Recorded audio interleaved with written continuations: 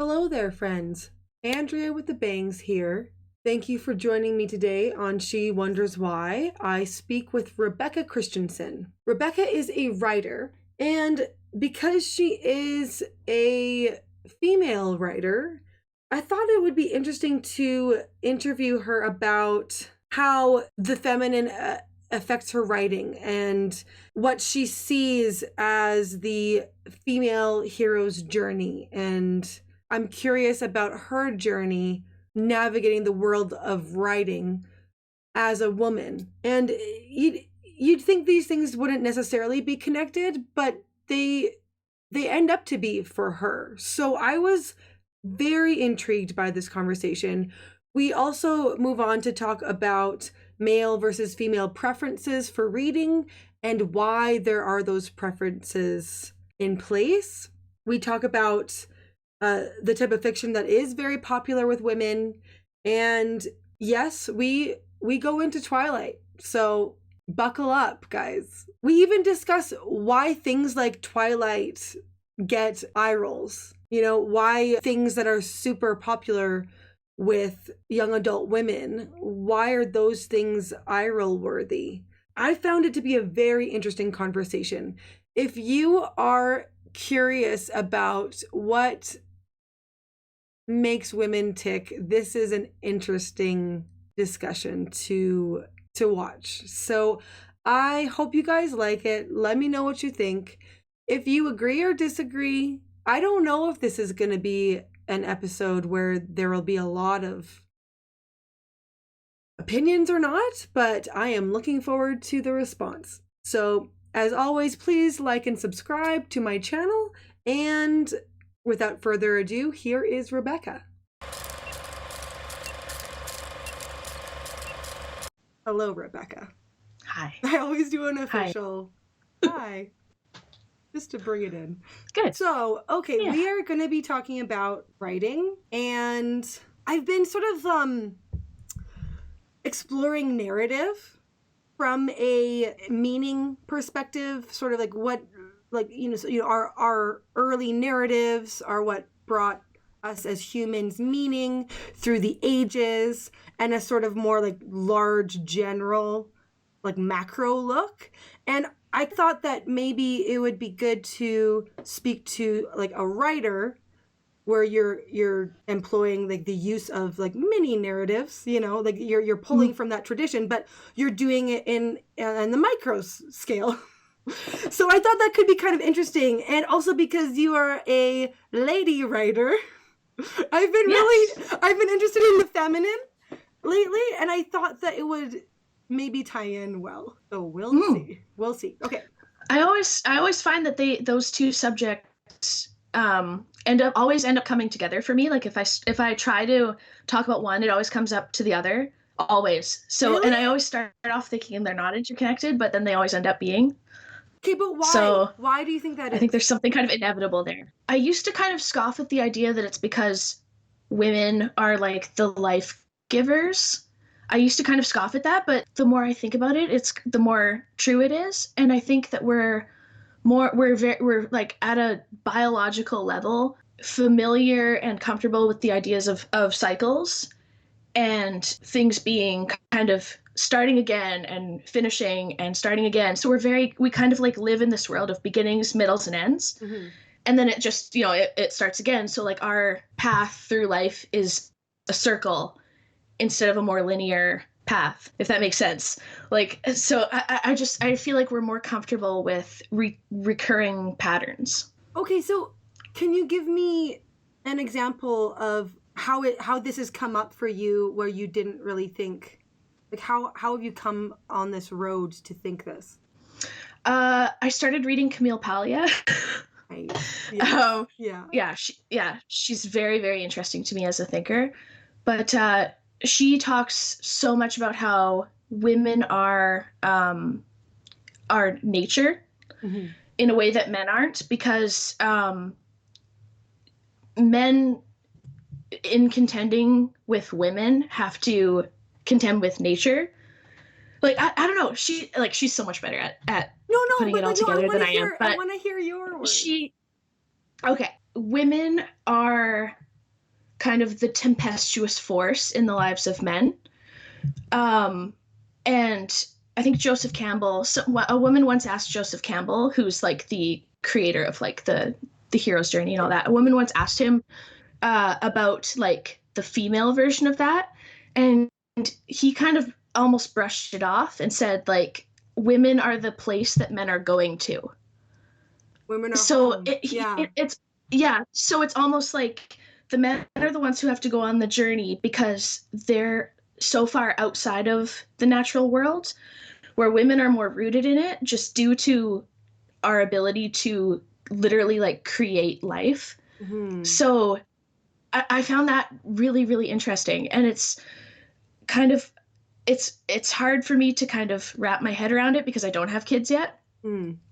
So I kind of feel a little bit alienated from it in a way, which makes it a little bit more of a struggle for me. But the more that I kind of learn about it, the more I believe it. So maybe in like 5 more years, I'll be like I love evangelizing. I love that it's like belief. Like you're like, maybe, like I think I will get to believe this. Like you're like being evangelized towards nature and the creative space it holds. Well, I'm 28 now. Okay. And just in the past couple of years, like when you're young, you're invincible. Like you really are. You don't think you are at the time, but you do think you are. And when I kind of hit like 25, 26, everything was fun. And then I hit that middle point and I was like, oh, it keeps going. Like you don't just, like you really don't stay young forever. And so once I've kind of come over that like 25 hill, I've kind of had to think a little bit more carefully about what I'm doing. I'm 25 like, hill. Like no, I know. But, like you're like I'm getting the difference between 20 and 30. No, I know. You're right. You're right. Silly, but things get real. Like after that, you realize you don't have infinite time, and I really did treat it like that. Yeah. Okay. What? Okay. So what? 25, 26. Well, what was it? What was it that made you be like, oh, I'm like this hill starts to go down? Yeah, I think it's because so when I was 14, I started working at McDonald's, and I worked for them for 10 years. So once I kind of, and I was a manager at 19. So once I kind of good for you, got into that role, it was crazy. Like the more I think about it, I'm like, oh my God, I can't believe I did that. But once I kind of got to that age of I was at such a young age, but I had authority and I had a lot of responsibility, and I was working with a lot of young people, and I had been where they were. So like when I was 19, I was the boss of the 15-year-olds and the 16-year-olds, and they looked up to me a lot. So I was a manager for 5 years, and I was like a work mom to them. So I kind of started feeling my age a little bit more then. Okay. And then I left that world, and now it's a little bit different, but I definitely felt older. So when I started to actually get to the point where I'm like, oh, I'm not just work old, I'm like, like starting to actually become like a more mature adult, then things kind of got a little crazy. Because when I was 19 and in charge, I had kind of the feeling of being a kid, like I was like, I'm important, but I was still a kid. But when you get older, you're like, oh, I'm just a grown up. Like I'm not a special young grown up anymore. It's not playing store behind the counter anymore. It's like like this is real. Yeah. Now I'm just in charge, and I'm not super young and special anymore. Okay, that's funny that it wasn't like something all of a sudden happened. It was happening, and then all of a sudden you realized it. So, okay, we're going to bring this back. We're going to bring this back to writing. Okay, to the feminine. Can we talk about the woman's hero's journey, even though I know Joseph Campbell sort of brushed it off? But I actually have to say, the answer kind of like gave me tingles. I was like, oh, yeah, we are the home. Like I kind of made me feel like, I'm very important. Come find me. So that's something that I think modern feminists might be like, oh, we're the one they're going towards. What about our story? Where's ours? Like, no, let's not let's not brush it off as unimportant. It's very important, but I am wondering if, for a woman experiencing her hero's journey, what does that look like? So have you thought about like what the female hero's journey is? Yeah, I actually wrote about it on Letter in an exchange with Nick Tippett. That's the one I didn't look at. I looked at 2 others of yours. Yeah, this was a couple months ago, so I think I've kind of changed my mind a little bit. So I had this like basic idea of if the hero's journey is the hero going out to the world, facing demons, and bringing something back to the community, maybe the woman's journey is doing the same thing over and over again, but having to deal with the pain of separation from the community. So I kind of thought about it as like, maybe she has to leave the village to tend a garden that's somewhat far away. And if she doesn't do that, she doesn't get to bring back the fruits of her labor, and like the community will suffer for that. But if she does do that, she's going to miss things at home. So she has to kind of balance the two of them, and she's gonna miss being there when someone's sick. She's gonna miss being there when someone dies. But if she doesn't do this thing, she won't be bringing back the nutrition and sustenance that the community needs. So I kind of just thought about it. I think the heroine's journey would involve a lot more sacrifice.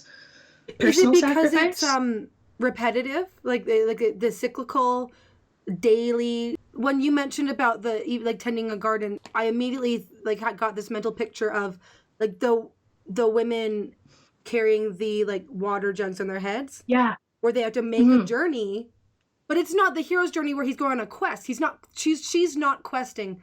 She's living.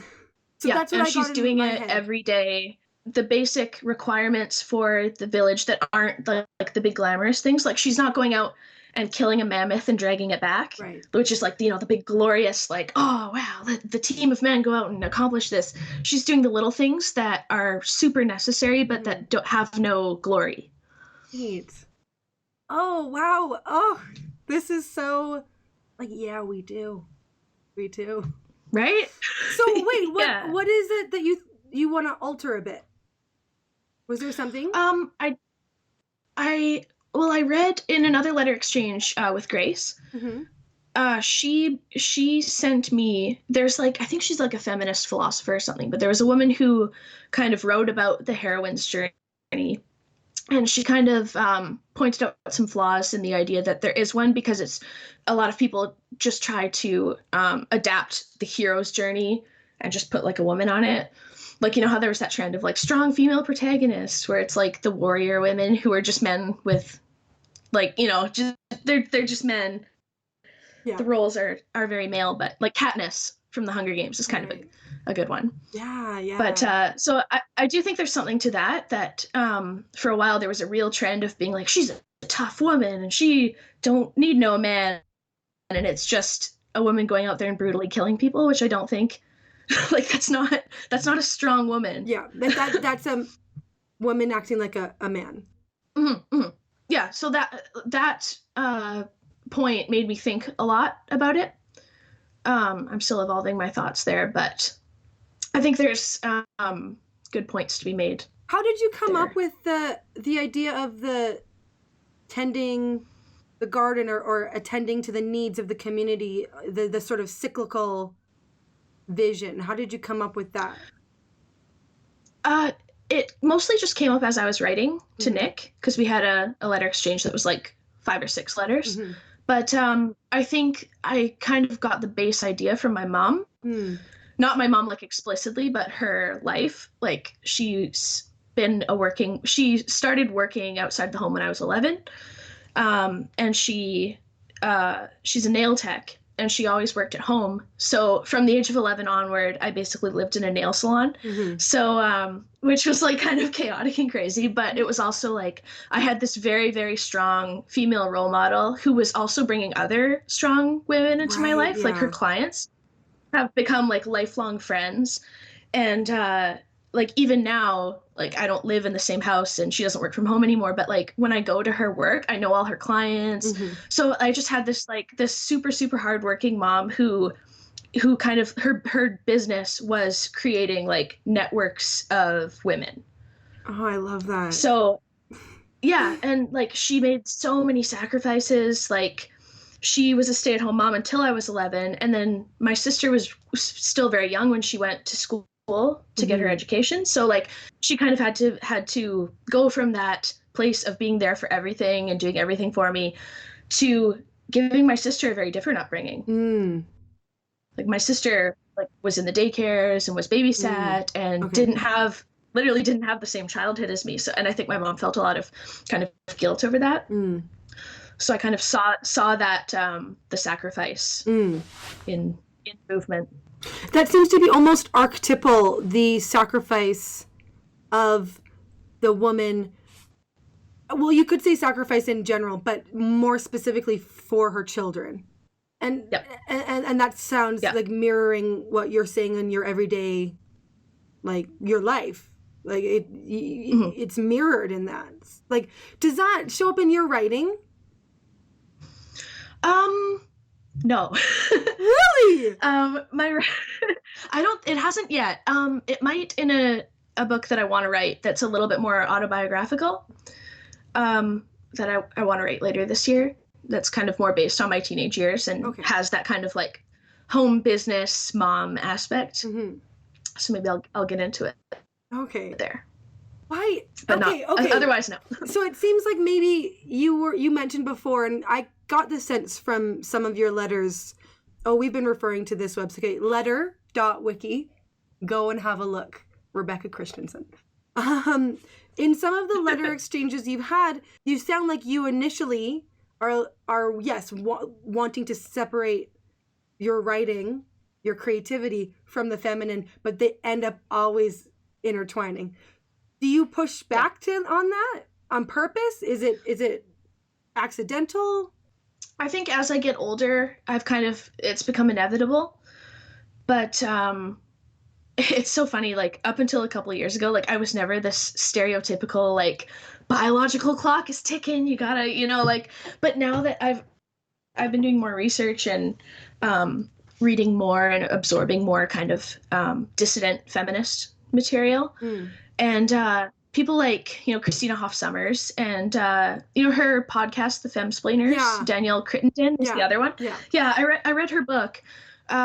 She has a book called What Our Mothers Never Told Us, and it's I didn't agree with all of it, but she made very, very good points about how women putting off having children really affects your life, just because biologically we're not meant to do that.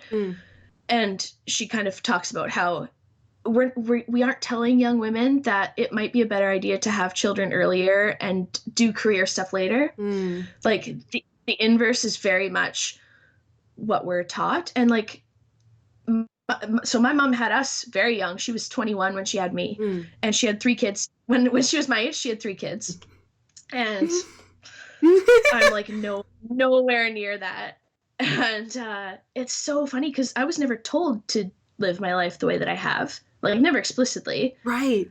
But it's turned out this way, and like I didn't plan anything. So like now that I'm kind of getting to my age, I'm like, oh my God, like a life is a thing you can plan. Yes. I didn't know that. Imagine. I didn't know that you could, or that you probably should. Right. But now I'm kind of realizing that. So because that interferes with my work as a writer, it's something I have to grapple with more and more. Okay.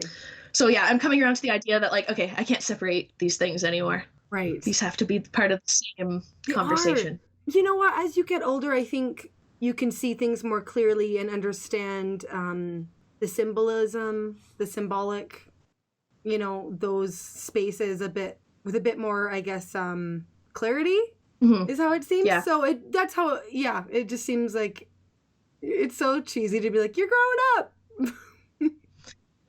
But you are. It's so weird. I don't know. I didn't plan anything. And now like, it's fine. Like I don't really regret anything that's happened. And I don't know if I do anything super differently, but it's just weird to kind of realize that like everything does have consequences. Yeah. Like it's not the end of the world. Like I'm happy. I'll have a happy life regardless. But there's like once you start down one fork, you kind of realize that there was another fork. It's very weird. Right. Oh, that's interesting. Why is it you write fiction, right? Like young adult fiction?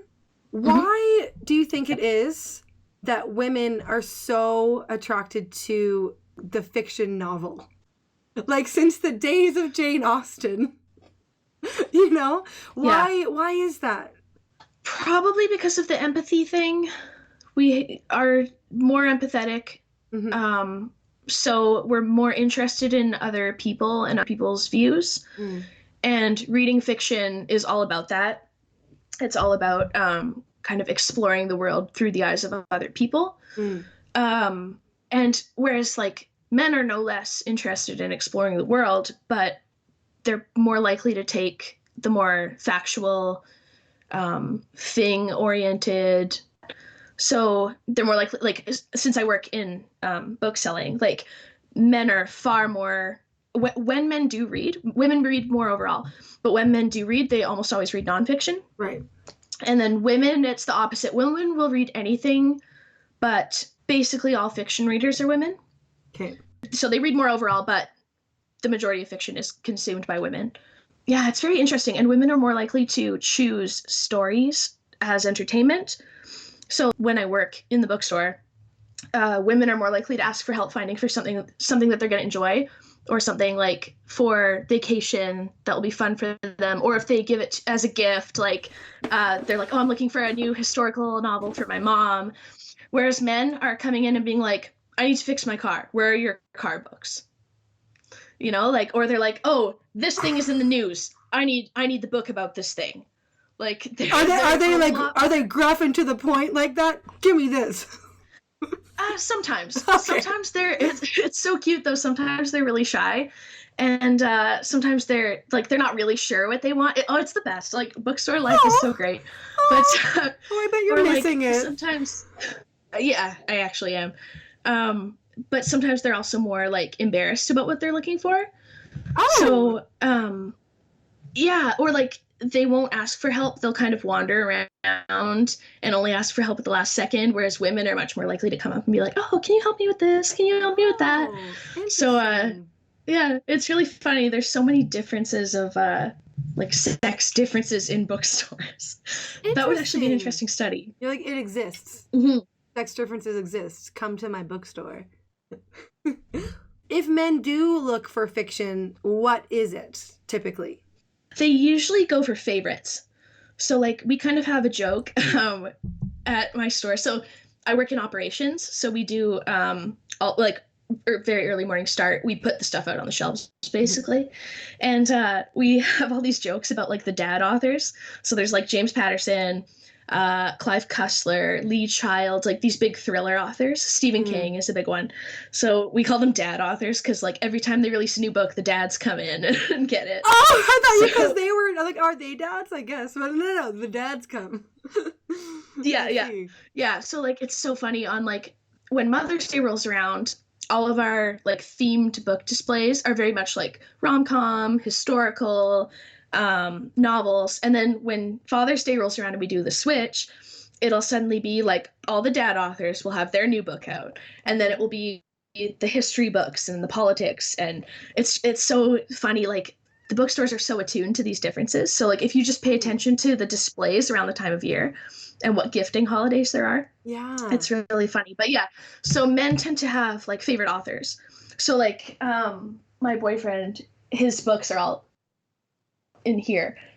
He almost only reads Stephen King. Since he was 10 years old, he's read every Stephen King book multiple times. And his new favorite is Joe Hill, who is Stephen King's son. So he reads Stephen King and he reads Stephen King's son. And those are like his two. And like he reads so slowly that by the time he finishes one, they have a new one out.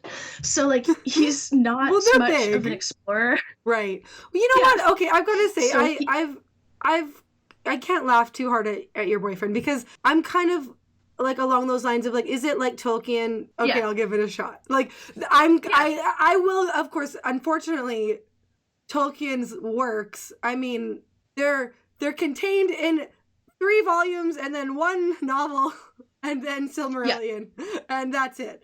So it's not, there's just not a lot to consume of Tolkien because he spent his life pouring his soul and making his languages up into, these works, but he didn't churn them out, like Stephen King did.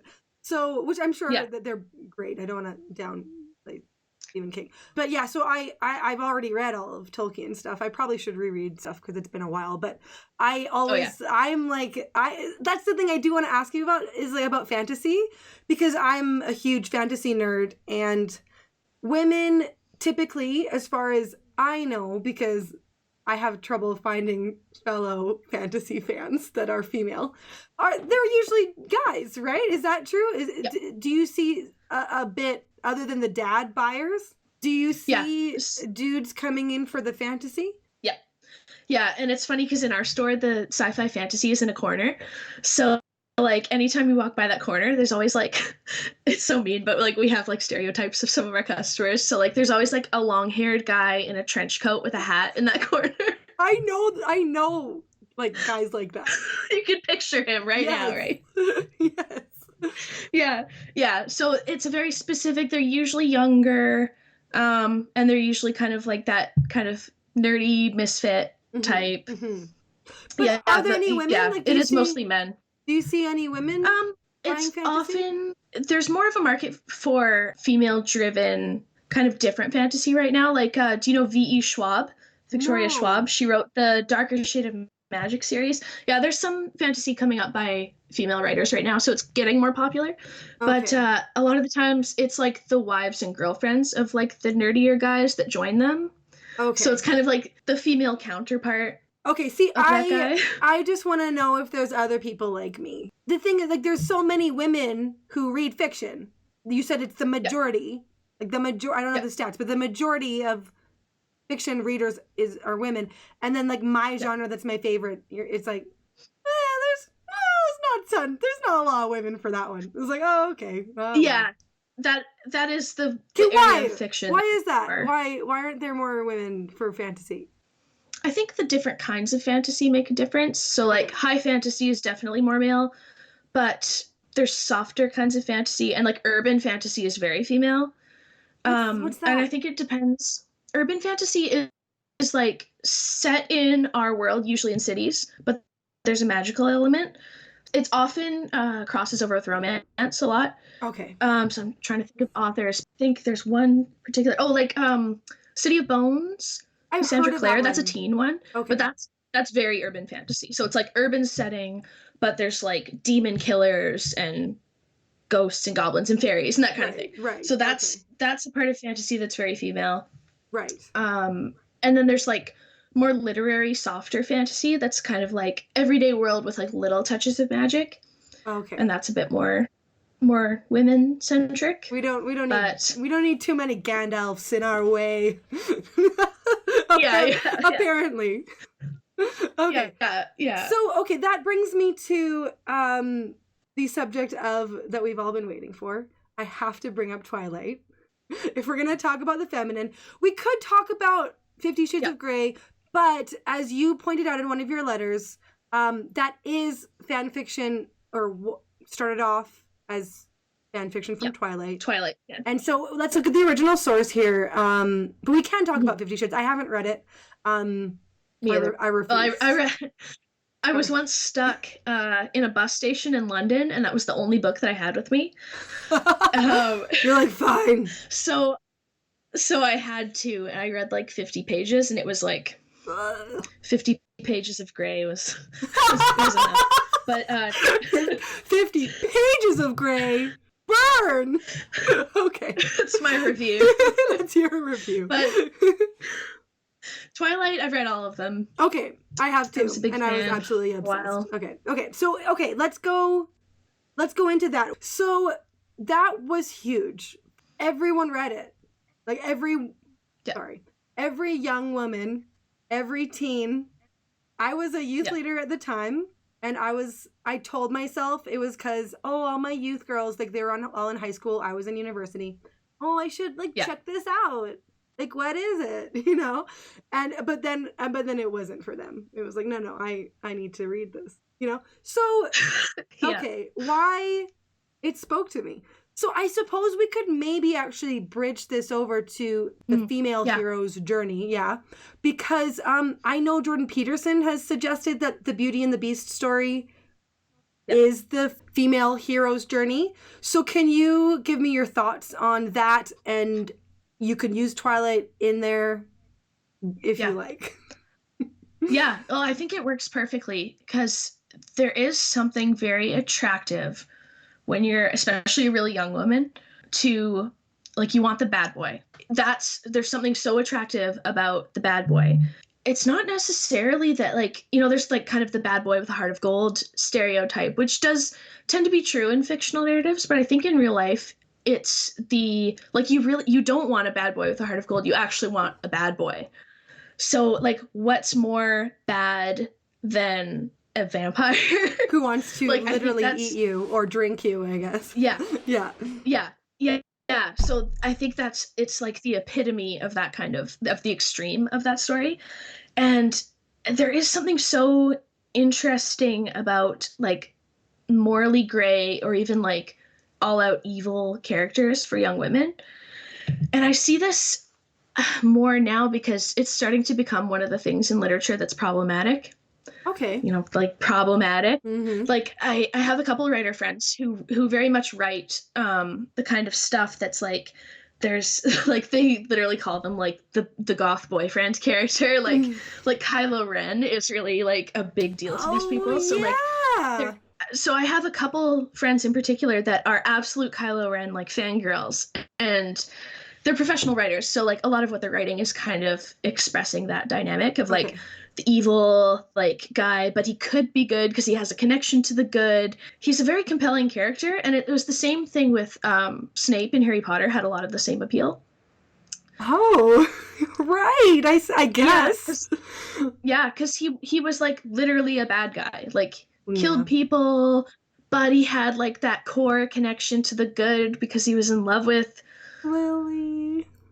What's her name? Lily. Come on. Yeah. Okay, Lily. Yeah, that's it.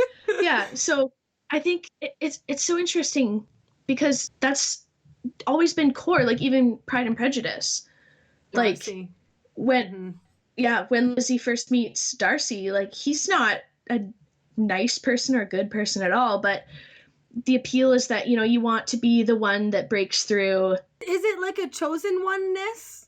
I think it is. I don't know if you had this when you were young, but when I was a teenager, I very much had the sense that I was like special and different, which just like sounds so conceited. But no, girl, like, you know, like we're vibing here. Absolutely. Right? Yes.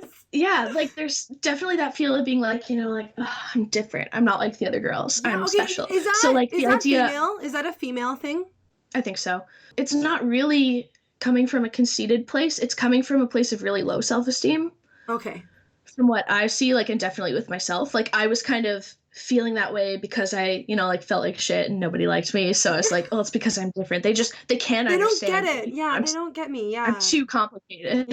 Yeah. I'm just like too deep. I'm too deep. And I'm that's me. Yeah. I'm thinking that. Once I'm in university, I'm gonna meet a hot university guy. Like so something about like that bad guy or that loner, if he like sees you the way that you see yourself, and if he thinks you're special, it's very validating. Yeah. Because, you know, he doesn't like anybody else. Like he's bad. He's on the outside. So like if he sees you, that means like you're a true, you know, you're like you're the special. You're truly special. Yeah. So I think that happens a lot in Twilight, right? Because she's so normal and she's so ordinary and she's so boring. It's like blah blah blah. Okay, Bella, we get it. You're boring and stuff. And then, I kind of couldn't stand it, but the idea. I don't even think a lot of people particularly felt drawn to the character of Bella. It's what she's a total like self-insert. Right. Okay. Yeah. Exactly. Okay. Please. Oh, can you explain what that is? Yeah. So that's like the character that is not. She's kind of written to be the reader. You're supposed to see yourself in her, and not just like, you're not just supposed to relate to her, you're literally supposed to like be her. So like Bella wasn't very well described physically in the first book. I think that changed later on, but in the beginning, you know, she was very much like, oh, I look normal, I have normal hair, I'm average, and that's supposed to kind of give you like a blank canvas to kind of fill in however you want it. And I think that was a big part of why that first book was so successful. Okay. Because I totally did that. You know, like as you're reading it, you're not watching like Bella and Edward, you're watching like yourself. Yes. Okay. Yeah. Yes. Okay. So why is it so compelling, that story? Why do we want to civilize the monster? Probably because he's really powerful, and he's very he has prestige. Once he's kind of been tamed, Edward is a very like good-looking guy. He's from a good family. So there's probably something to, and like the Beast from Beauty and the Beast, he's a prince. So like if he can be tamed, he's a really good option. You know, like he's got all the resources, he's powerful, he's like safe, and he's protective because you're safe with him, but no one else is safe, you know? Okay. So he's almost like a weapon. Oh. But then yeah, but then it's also just like he's pretty and hot, and that's like a kind of like an overlay over what is really going on, I think. Okay. So it's like you failed if you can't make them be good. You know what I mean? Like you failed, like, I know, sorry, spoilers, but come on, people. With Kylo Ren and Rey, she gets through and she pulls out that good. Even though we didn't know. Like, I actually didn't know if they were going to be like, we're going to do something different this time. I had no idea. But they did end up going the old school tropey, like, we will make you civilize him, Rey, which is fine. But yeah. But why are we so, like, inside, I feel it in myself. You want to be like, I can, and it doesn't have to be good or evil either. I think about this with Vulcan type characters, you know? Yeah. Like Sheldon from The Big Bang Theory. Like, I know it's just, okay, like, I know that he's no Edward Cullen, but like, you want to be the one to, Jughead from, like, for Riverdale. Archie comics. Even from the comics. Yeah, the Archie comics, yeah. Like, you, like, no, I'm not going for Archie, no. Jughead. Like, you want to make them feel. So you could either say the good, like, finding the good in them and pulling that out, or making them feel, because they're so cerebral, but they felt something for you. Yeah. Why is that something that is so, I'd say it's deep. It's a deep, like, desire within women. Could you have thoughts on that? Yeah, I think probably because it's hard.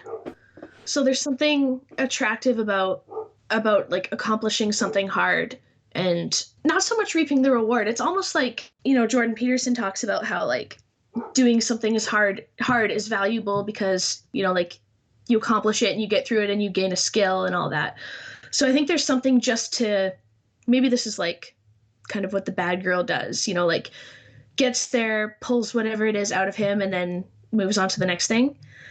But there's something attractive about being able to do that. Okay. And maybe it's because of like women being more in touch with emotion. So you want to like find that emotion and draw it out. I don't know.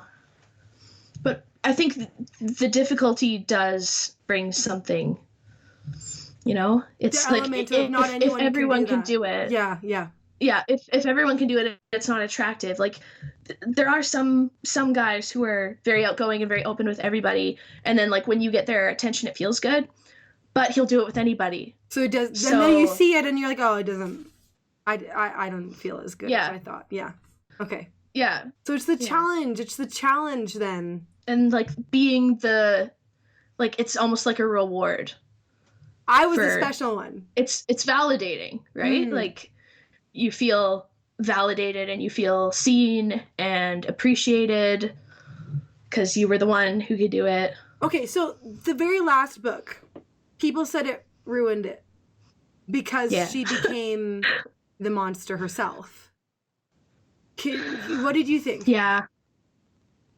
I didn't like the last book at all. I was so excited leading up to it. Like I was I was on like MSN at the time, and my MSN screen name had a countdown to Breaking Dawn in it the whole time. Okay. And so like when it was finally the day, I went and I bought the book and I was reading it, and I just remember my enthusiasm for the whole thing just like falling and falling and falling the further I got toward the end. And I think it was because Bella got everything she wanted, and that was it. Is this like that Mary Jane trope? Yes, yeah. What is that? Yeah, Okay, can we where talk? Because that's everything's easily female. to her. Does she have a counter? Does Mary Jane have a counterpart in the male sphere or no? Yeah, his name is Gary Stew. Wait. Really? Yeah. I Yeah, thought it's you the were exact making same that thing. up. Oh, I thought you were No. making that up. No, yeah. Yeah, Okay, it's Mary Sue or Gary Stew. It's the same. Okay, but is There's Mary no Sue difference. more prevalent than Gary Stew? Yeah. Okay, so why Yeah. is that? Probably because they tend to happen, well, they tend to be a problem of younger writers. So you don't tend to see a lot of Mary Sue's on the shelf because it should be something that authors have grown out of by the time that they're published. But so it's kind of something that you teach to younger writers not to do. But Mary Sue is a character who, why do you accidentally like go towards because that? everything when because when you're young, so like the first book I wrote was really like this, where you're not writing to tell a story or to communicate something, you're writing to explore something for yourself. So your main character is you, or it's you as you wished you were. So it'll be like a really cool girl who's super beautiful and she has piercings and tattoos, and she has a cool name, Raven. Like, and it's obvious how it's written that like the author thinks the character is really cool. Oh, okay. Okay. Sorry, you're kind of telling me. So that's what she is. She's just too good at everything.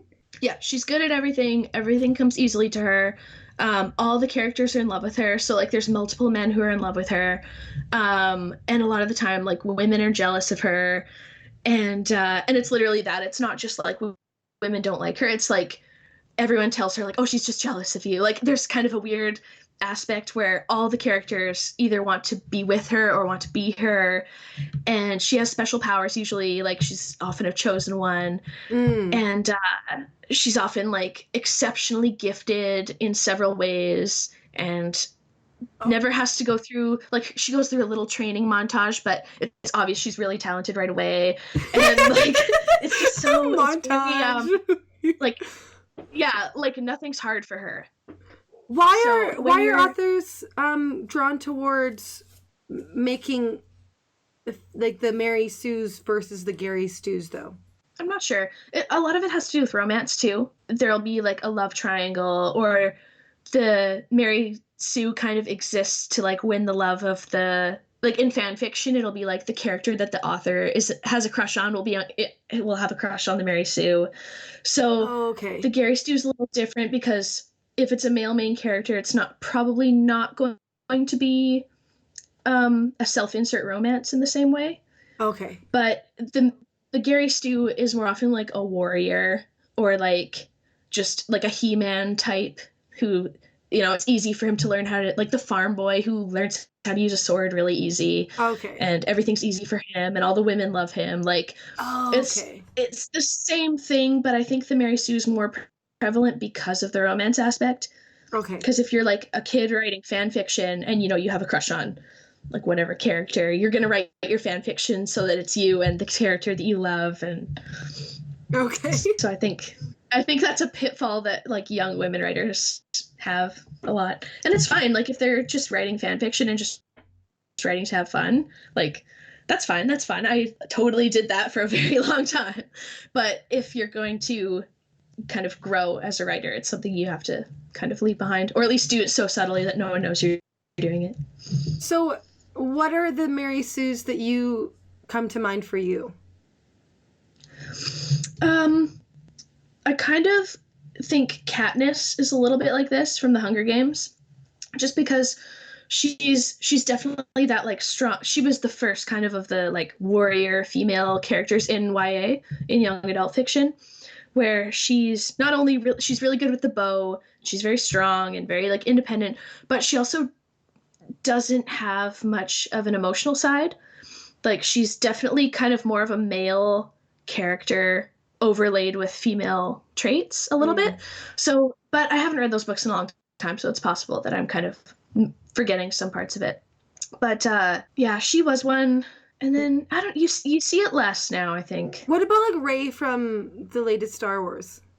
Yeah, people were annoyed yeah, at her. actually she does kind of have those traits. Like it was very, very quick for her to learn how to use a lightsaber, right, and the Force. And like this could have been fixed. Like I think those movies were kind of garbage in a lot of ways, but it would have been easy to fix, right? Like how did we learn that Luke had kind of mastered the Force by the third movie of the original trilogy? Like we saw him working with Yoda, and we saw him in scenes where things weren't going well and he was struggling. And I don't really know if there was any of that with Rey. We just saw her pick up things and be good at them. I wanted to ask you about the trend of the masculinized female protagonist. What do you think about it? You listed Katniss. I think it came, yeah. So there was another one. There's a book called Graceling by Kristen Kishore, which is kind of yeah, it's a very well-known YA fantasy. It's very well-known in YA. It's not quite as well-known outside of it because it never became a movie or anything. But that one was really bad.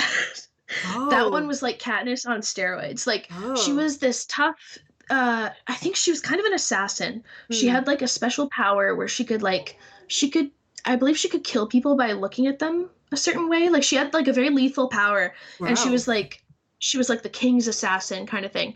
But she was so emotionally hardened, like to an unnecessary degree. Like with Katniss, you can kind of like, she lives in this very hard world where like, you know, she's kind of had to toughen up a lot, but and it's kind of built into the narrative in a way that makes sense. But this one was just, no, she was very, very mean for no reason. And she would abuse her horses. There were scenes where she'd be riding her horse and she would be whipping it like until it was bleeding, and she would just push them so hard, and she would arrive in a village and her horse would die and she would like not care.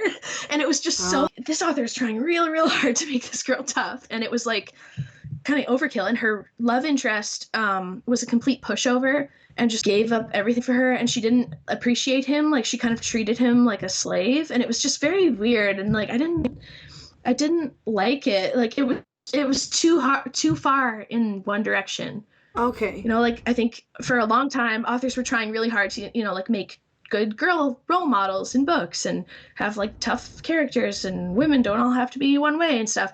But they rode that so hard in the other direction. Why do you think the feminine is so hard to capture in our day and age? It could be the same kind of swinging too far in the other direction. Like, because there was like a big problem in the 50s, and previous to that, like women weren't treated well, women didn't have equal opportunity, and there's a lot. I don't even think we can really conceive of it now, but like if you like speak to an older person and they tell you about the things that they had to do and just the paths that were not there for them, I really think that we don't know quite what that was like, and we take it for granted that so much has changed. So like there was definitely a change that needed to happen, and then we got to a good place, and then we were so used to saying, oh, women aren't all one way, that we kept saying that to the point where we're still being like, not all women are housewives. But there hasn't been a message that women are housewives in so long that now we're like, women can be psychopath murderers, it's fine. Like it's all like, you know, like we used to be saying, oh, women can have jobs, and that was like radical. Whoa, and yeah, we're still trying to be so radical that now we're like, oh, it's okay if women murder people, whatever, right. She's a tough girl. Like it's like the same story is being told, right? So it's just going so extreme. How do you write a strong female character that embodies the feminine, that embodies what you were describing about the sacrificial homeness in the mundane? Yeah. Well, it's interesting because I usually write male main characters, and there's like so many reasons for that. But Oh, okay. Um, I was a very insecure teenager and insecure as a girl and very, very scared of men in a weird Okay. way. Like I was bullied severely by a group of older boys. Oh, And every time I tell people that, they're always like, "Oh, did they like you or whatever?"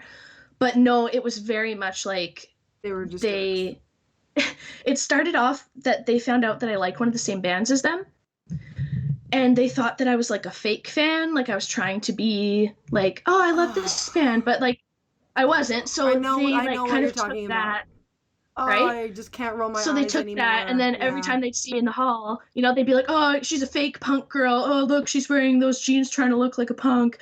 And then anyway. It was very, very, very severe, but Right. that kind of damaged my ability to interact with men for a very, very long time. So I would write male characters as a way to acquaint myself with masculinity in a way that wasn't scary. Okay. So and then now I just still do it because I like it, but that's definitely like how it started. Okay. But my first published book, which is maybe in Paris, my camera probably shows Oh, it backwards, but no, it's good. this yeah, that's my first published book, and it does have a female main character, Okay. and I think it does kind of bring in that sacrifice aspect because it's semi-autobiographical.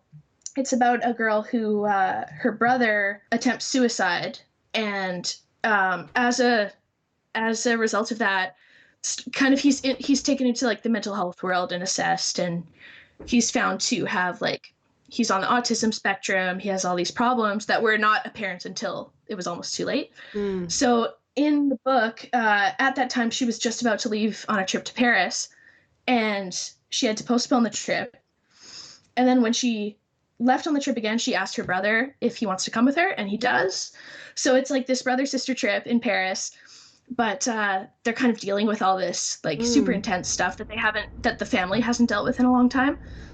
So she takes him hoping it'll be good for him, but obviously it's like he has serious problems that happen on the trip. And so she has to kind of balance this perfect Paris trip that she's always wanted with the reality that she has her brother with her. So she has to make sacrifices for him that she doesn't want to. Like she can't go to the X museum because he's having a bad day.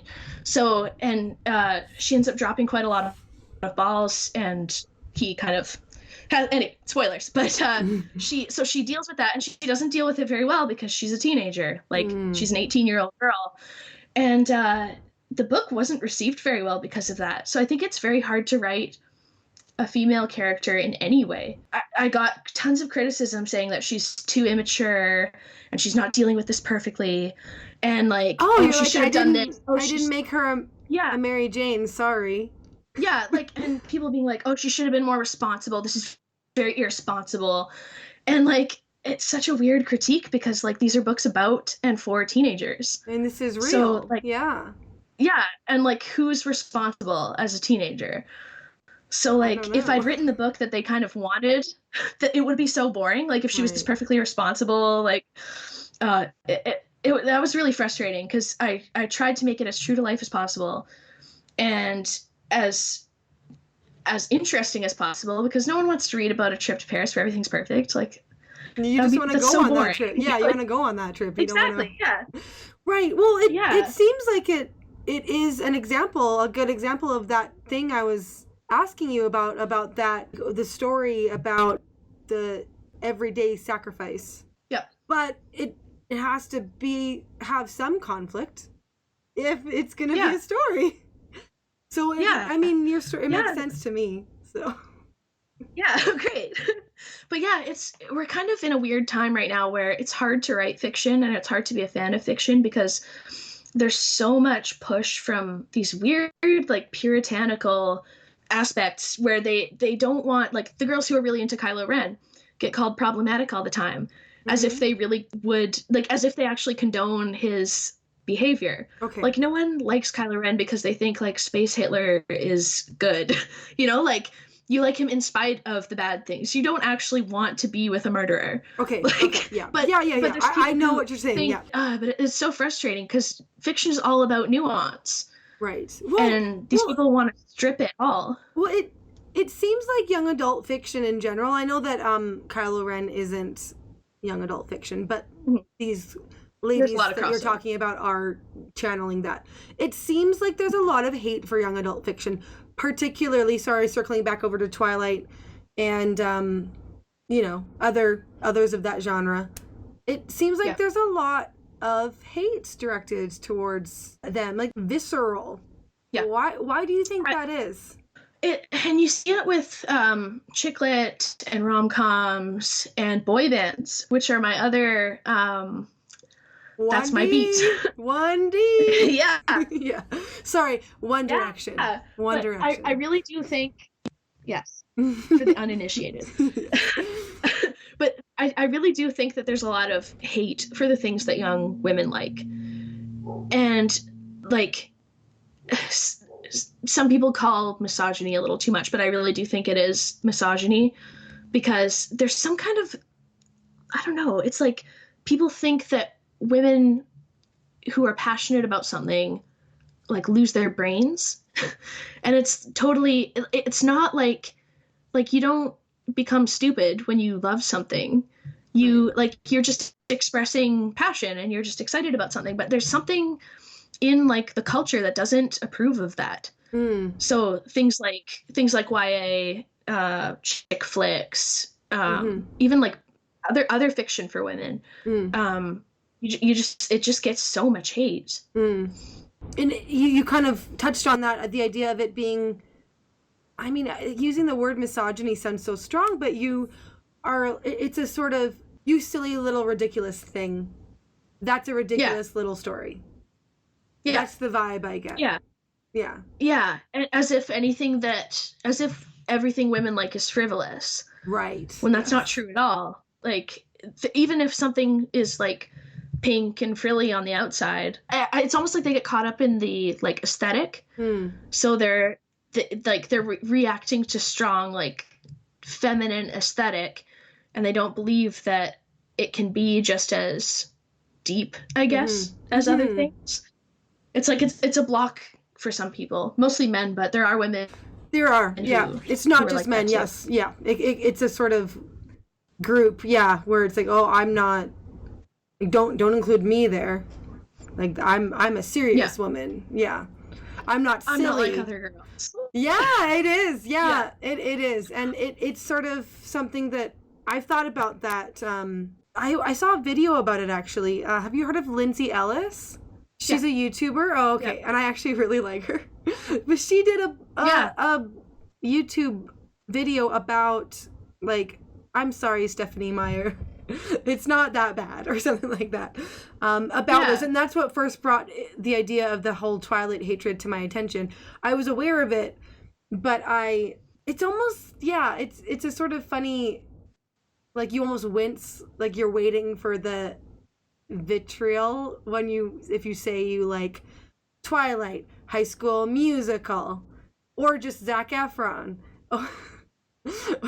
you know, or One Direction, or I feel like Backstreet Boys and NSYNC they're like nostalgic now, so you can talk about them without that reception for some reason. But it is. It's a funny thing about our culture making the inner workings of girls frivolous, and that's why they make them the female protagonists. So they're like, we're not silly girls, we're serious, strong girls. We're Captain Marvel. We have zero flaws. Yeah, we just needed to tap into our deep strength, and then we're even more awesome. That's a good example of it. Yeah, it bugged me so much. I think that this feels like we're coming to a natural end for this discussion. Is there anything we didn't cover that you wanted to get at? No, I don't think so. I think that's good. Good. Okay, good. We discovered the feminine. Yay. Yay. Well, I'm always drawn to it. It's so funny.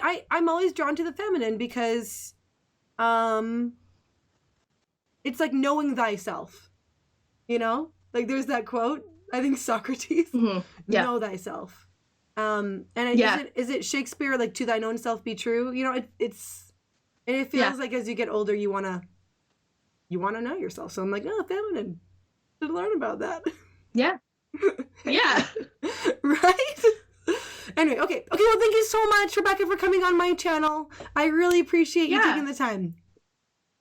Yeah. Thank you for having me. And read her books, everyone, because so far it's really good. Yes. Thank you. Okay, so I actually will put your is your Paris book on Amazon? It is on Amazon, and it's also available in Canada through Indigo. Okay, I'll put it in the description. So great. Yeah. Okay. Perfect. Awesome. Yeah. Thanks so much, Rebecca. Great.